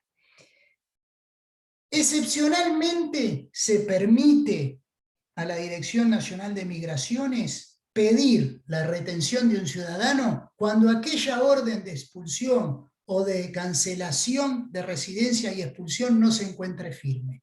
Se le va a poder pedir la retención en esos casos cuando circunstancias objetivas demuestren que de quedar firme la resolución, la persona no va a cumplir con esa orden de expulsión. Como todos los institutos que venimos viendo, este instituto también tiene su pequeña dispensa, su pequeño perdón. La ley establece que en aquellos casos en que la persona retenida alegare tener vínculo como padre o madre de un argentino, hija o hijo de un argentino o cónyuge de un argentino o de una argentina, la Dirección Nacional de Migraciones tiene 48 horas para certificar esa circunstancia y de así certificarlo lo tiene que dejar en libertad e iniciar un proceso de regularización migratoria. El decreto 610-2010, como dije, afina un poco la interpretación o la disposición de este artículo, del artículo 70, y establece que esa retención se puede pedir por 15 días y puede ser prorrogable por 30 días más. Transcurridos esos términos, por operatoria del decreto 616, la persona retenida tendría que quedar en libertad. En cuanto a la posibilidad de pedir la retención fuera de los supuestos en que la orden esté firme y consentida, es decir, cuando aún no esté firme y consentida y haya unas circunstancias objetivas de que hagan presumir que la persona no va a cumplir con la expulsión, nos dice el decreto que esto tiene que ser demostrado y probado por la Dirección Nacional de Migraciones, basado en el arraigo, en la gravedad del delito y en el comportamiento que haya demostrado el migrante durante toda la sustanciación del proceso administrativo judicial. Además le impone la obligación en ese caso de que cada 10 días debe presentar un informe en donde se haga constar el estado del trámite de los procesos donde se está ventilando la cancelación de residencia y expulsión o la expulsión. Para finalizar, y una vez más, volviendo al decreto de necesidad y urgencia 70/2017, decimos que amplió las posibilidades, lógicamente, de efectuar la retención, estableció un plazo de 30 días, prorrogables por otros 30 días, pero con la gravedad de que decía que todo el tiempo que insumía la tramitación de los recursos no iba a ser computado dentro de este plazo, por lo cual ampliaba notoriamente el plazo durante el cual una persona podía ser retenida. Y en el caso de la dispensa, agregó que esa invocación de vínculo de hijo, padre o cónyuge de argentino debía ser un hecho nuevo, es decir, debía haber sucedido con posterioridad a la orden de expulsión, por lo cual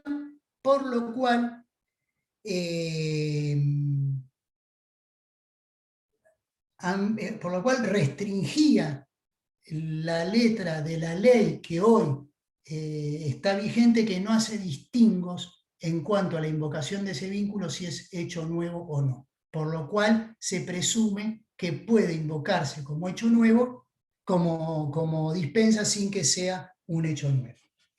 Bueno, espero haberle sido de utilidad. Es un tema que es muy intrincado, tiene muchas aristas y pretendí darle un pantallazo general de lo que son las normas legales, de lo que fue el decreto de necesidad y urgencia y de lo que son las principales defensas o controversias que se pueden plantear dentro de un proceso migratorio administrativo / judicial. Gracias.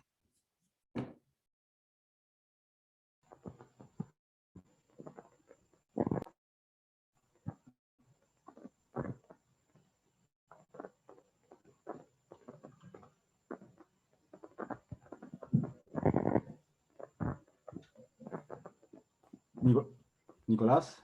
Sí. Bueno, ahora sí, muchísimas gracias. Estaba muteado y no podía desbloquearlo. Nada, lo que dije al principio lo confirmaste. El conocimiento que nos acabas de brindar a todos nosotros no solamente demuestra que una persona estudiosa del tema, sino alguien que litiga constantemente este tipo de asuntos. Así que ha sido una charla sumamente enriquecedora para todos los que hemos asistido. Y a lo largo de la charla hemos tenido más de 70 personas conectadas, así que verdaderamente había necesidad de abordar este tipo de temas. Nicolás, tengo preguntas en el chat que me gustaría ir formulándote. Bien. Ángeles nos pregunta qué sucede con los procesos administrativos en curso que iniciaron bajo el decreto 70 del año 2017. ¿Qué pasa ahora a partir de su derogación? Bueno, sí, es una consulta que es muy interesante y es una consulta que a mi criterio debe resolverse en cada caso concreto. Acá va a haber dos situaciones bien distintas. Si nosotros queremos invalidar alguna resolución basándonos en normas que tienen que ver con lo procedimental del decreto 70/2017, como vimos, restricción a los derechos, restricción a los recursos, restricción a las posibilidades de dispensa, podemos hacerlo, o tengo entendido que se puede pedir que se haga en el caso concreto. ¿Por qué? Porque las normas procedimentales entran en vigor y quedan en desuetudo automáticamente con la designación o con la reimplementación de la ley 25.871. Por lo cual habría que estudiar cada caso concreto y presentarse en los distintos expedientes, que ahora voy a hacer un llamado con respecto a eso, en los distintos expedientes para hacer valer esta reforma. Distinta puede ser la razón que nos pueden contestar a tratar de invocar una reforma que tenga que ver con las causales de expulsión. ¿Por qué? Porque acá no estamos hablando de una ley penal más benigna. Es decir, estamos hablando de normas administrativas sancionatorias, por lo cual se nos puede llegar a decir que la causal existía en el momento en que se dispuso la expulsión, por lo cual la voluntad de expulsar fue válida y estuvo bien razonada o bien decidida. Eso no quita que nosotros podamos plantear, haciendo un paralelo de lo que es la ley penal más benigna, diciendo que si ahora el Estado dice que no le interesa expulsar a determinadas personas que han entrado en conflicto con la ley penal, no podemos mantenernos en lo que el Estado pensaba mientras estuvo vigente el decreto. Yo creo que los dos planteos se pueden hacer en cada caso concreto, ante cada resolución concreta, pero pienso que vamos a tener distinta suerte en uno y en otro. Por ahí, mayor suerte si lo que queremos hacer valer es la no vigencia de determinadas normas procesales del decreto 70, o si queremos hacer valer la no vigencia de alguna de las causales que podríamos decir son normas de fondo de la ley. Pero eso me trae a colación que con el restablecimiento de la ley 25.871 existe un artículo, que es el artículo 90, que faculta a la Dirección Nacional de Migraciones a rever sus propias resoluciones si se dan un determinado número, algunas circunstancias entre las cuales nos interesa a nosotros un hecho nuevo. Nosotros podemos plantearnos o solicitar, por supuesto, ante la Dirección Nacional de Migraciones, la derogación del decreto 70 como hecho nuevo para darle el pie a que la Dirección Nacional de Migraciones, en uso y ejercicio del artículo 90 de la ley actual, revea su propia decisión. Perfecto, Nicolás. Clarísimo. Hay una pregunta que nos dice si podemos recordar quién era que estableció que el artículo 8 de la Convención Americana de Derechos Humanos también es aplicable para los procesos de migrantes. Y esto te lo vinculo con lo que acabas de decir, Nicolás, y agrego algo, ¿no? Cuando hablamos de cuál es la naturaleza del auto de expulsión, cuál es la naturaleza jurídica que tiene, y vos muy bien acá mencionaste una jurisprudencia del ámbito regional de protección de derechos humanos, puntualmente de la Corte Interamericana de Derechos Humanos, hablaste de movilidad humana del año 2015, donde sostiene, ¿no?, que es de naturaleza penal la expulsión. Y me voy un poco más atrás. La Corte Suprema de Justicia de la Nación, ya en la década del 40, puntualmente en el año 1946, en el fallo Becker, dijo exactamente lo mismo, que consideró que era de naturaleza penal la expulsión. Por ende, esto lo que abre es todo el abanico protector que nosotros conocemos de la Convención Americana de Derechos Humanos, puntualmente del artículo 8. Entonces, a lo que vos contestaste recién, un argumento más que se puede sumar es que rige expresamente el principio de legalidad en algún punto, entendido como el fondo de la cuestión es que ese auto de expulsión es una pena accesoria, pero de naturaleza estrictamente penal también. En ese caso también podemos alegar, por medio del principio de ley más benigna, que la actual ley, o nueva vieja ley de migraciones, es digamos, más benigna que el decreto 70. En algún punto, sí, por ejemplo, hacemos referencia a las causales de expulsión y a las limitaciones de la defensa que fijaba el decreto. Sí, sí, es verdad. Es más, así?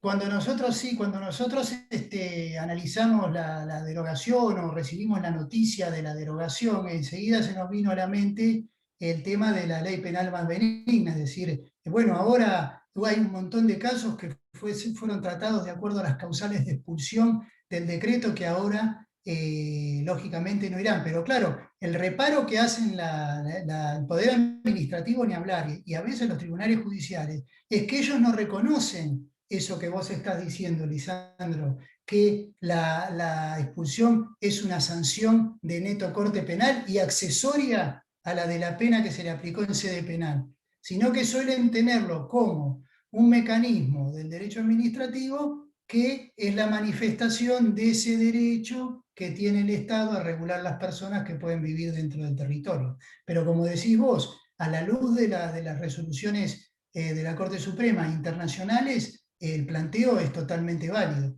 Es decir, hay que intentarlo bueno, y procurar a través de tantos medios que tenemos de lograr algún reconocimiento judicial, ¿no? Muy bien.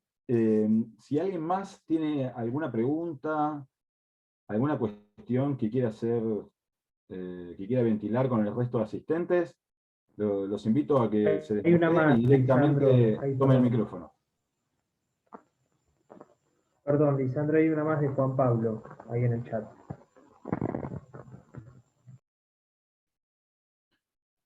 Perfecto. Hay una pregunta que dice, Nicolás, con el decreto 70 del año 2017 para solicitar ciudadanía, al haberse reformado su artículo 2, se exigía 2 años de residencia y cumplimiento de la normativa migratoria. Hoy este último requisito se eliminó. ¿Sería un salvoconducto peticionar la ciudadanía una vez agotados los recursos? Sí, bueno, planteado en esos términos, sí. Planteado en esos términos, sí, porque esa norma sería operatoria directamente.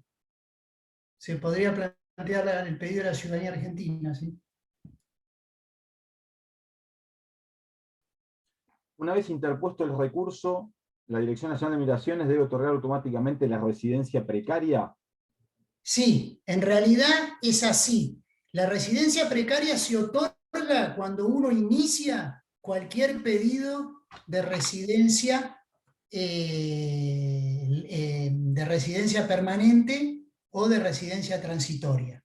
Si nosotros no obtenemos ningún reconocimiento de esa residencia, automáticamente perdemos la posibilidad de tener la residencia precaria y quedaríamos en un estado de residente irregular.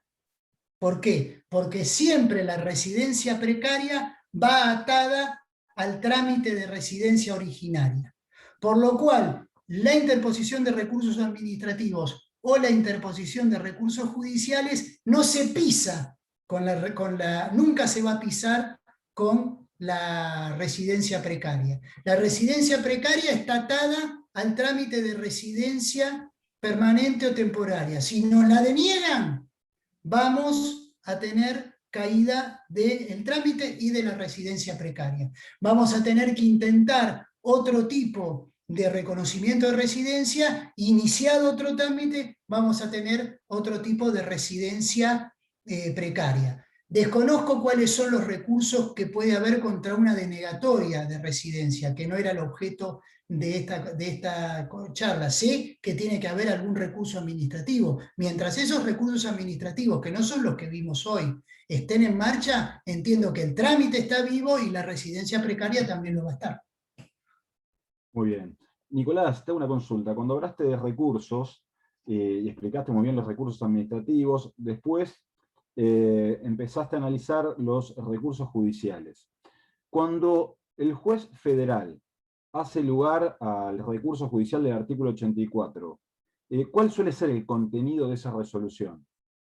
Bueno, es muy... ¿Cuál es el alcance que se le da en la jurisprudencia a la solicitud del migrante y su defensa técnica de querer permanecer en el país? Sí, es muy oportuno lo que vos decís porque, bueno, la experiencia nuestra de litigación hace que hemos comprobado en la mayoría de los casos, yo te diría, si no en la universalidad de los casos en que hemos tenido resoluciones favorables, incluso confirmadas por la Cámara Federal, en que el contenido de la resolución que hace lugar al recurso de revisión no es adoptar una decisión positiva en el sentido de concesión de dispensa o de concesión de residencia o de revocación directa de la orden de expulsión, sino que generalmente revocan y anulan la orden de expulsión y mandan a la Dirección Nacional de Migraciones a que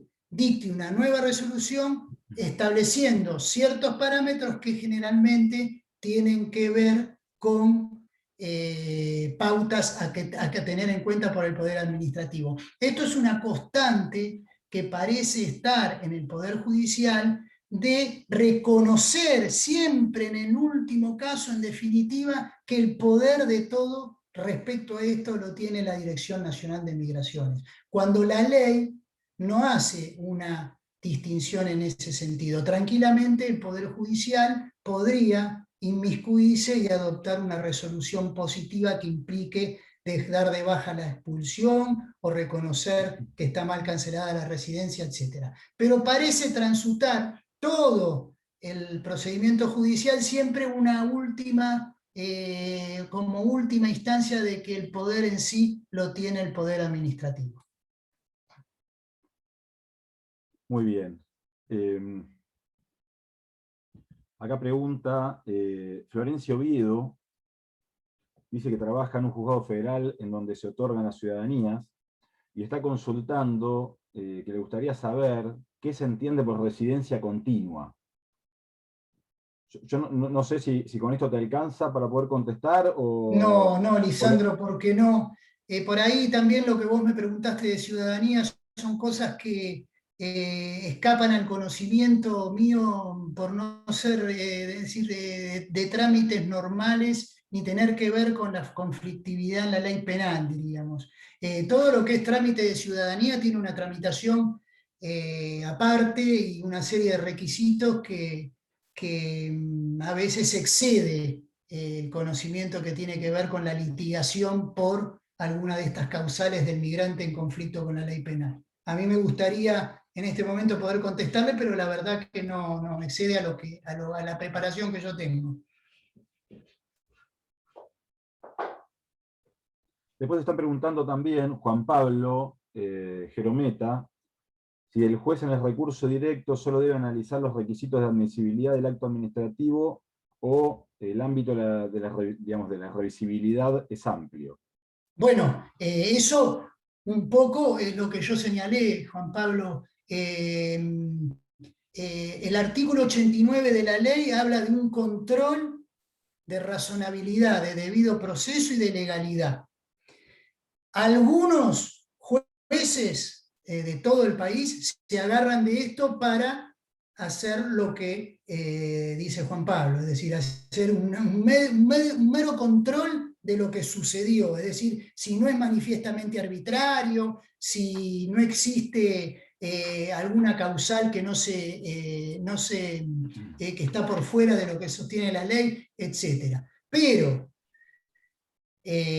lo que impone la revisión de un recurso judicial es que el juez se pueda inmiscuir en las razones por las cuales se tomó la decisión de expulsar. De hecho, en estas resoluciones que recién acabamos de hablar, en donde declaran la nulidad de la resolución y mandan a tomar una nueva, fijando determinadas pautas a tener en cuenta, hay una gran inserción del Poder Judicial sobre la resolución, a punto tal que la declara nula. Es decir, si bien no llega a dictar una nueva resolución, directamente analizan las razones declarándolas inválidas o arbitrarias, que es manifiestamente meterse con la resolución. Sí, y ahí, Nicolás, podemos hacer mención también de un fallo que vos lo mencionaste a lo largo de tu exposición, Barros Rojas, ¿no? De la Cámara de Contencioso Administrativo Federal, donde habla precisamente de este test de razonabilidad, donde se tienen que hacer un análisis, digamos, un triple análisis de legalidad, finalidad y de necesidad, ¿no? De que la expulsión sea necesaria con la finalidad alegada. Exactamente. Por la ley. Bueno, Nicolás, yo creo que con esto ya llevamos 2 horas de charla, me parece que estamos para darle un cierre. Nuevamente agradecerte por esta excelente... No, gracias a ustedes y a vos, Lisandro, por esta oportunidad grandiosa de poder comunicar todas estas cosas que a veces es para que salgan del ámbito de la práctica forense, diríamos. Tal cual. Y bueno, y el objetivo que nosotros tenemos en el ámbito del foro de competencia federal penal que tenemos en la Facultad de Derecho de Mar del Plata, es precisamente acercar estos temas a los jóvenes graduados o a aquellos abogados que están litigando y que muchas veces no encuentran las puertas para poder acceder a estos nichos de trabajo que claramente están monopolizados por la defensa pública, también porque la ley lo prevé, sí, que tal cual. Ante el primer supuesto tienen la posibilidad, por supuesto, de hacerse defender por la Defensoría General de la Nación. Pero esto no quita que los abogados particulares pueden tener una participación activa en este tipo de procesos. Así que bueno, ojalá que esto le haya dado el puntapié inicial a muchos de los que nos están escuchando para que se pongan a estudiar este tema y bueno, y encuentren otras formas de ejercer el derecho y de trabajar en pos de defender los derechos de las personas migrantes, que muchas veces en los medios masivos de comunicación el tema se instala tal vez, por lo menos de manera sesgada. Tal cual. Bueno, con esto me parece que damos por terminada la charla y les agradezco a todos infinitamente por haber participado con nosotros. Bueno, gracias, Lisandro, y gracias en la a próxima todos. actividad. Listo. Un abrazo a todos, gracias.